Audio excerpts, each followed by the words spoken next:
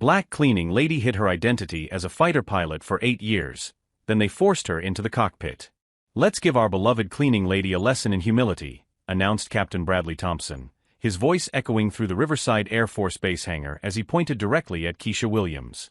"How about we show her what it's like to sit in the seat of real pilots?" The cruel laughter of the other officers filled the cold morning air. Keisha stood motionless, gripping the broomstick tightly, her brown eyes fixed on the concrete floor she had been cleaning for 8 long years.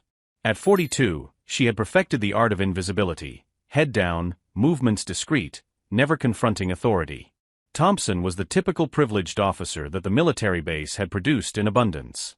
The son of a senator, he had graduated from Harvard through family connections and had never faced a situation where his arrogance was not protected by political influence.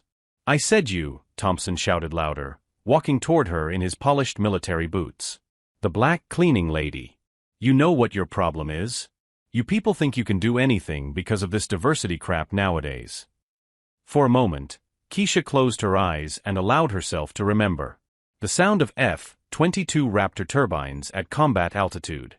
The feeling of being completely in control of a machine that cost $150 million. That was before everything fell apart. Before the conspiracy. Before her identity was erased forever. Keisha looked up slowly.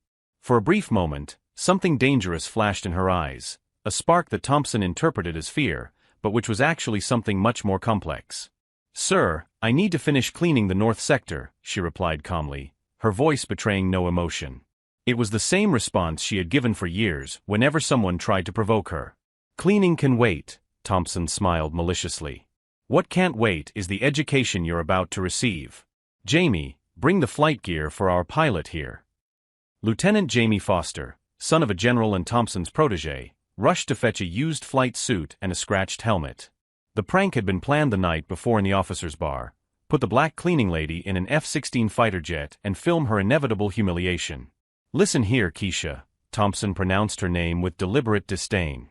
"You're going to get in that cockpit, you're going to pretend you know what you're doing, and we're going to have a good laugh. Consider it part of your professional development." Foster held the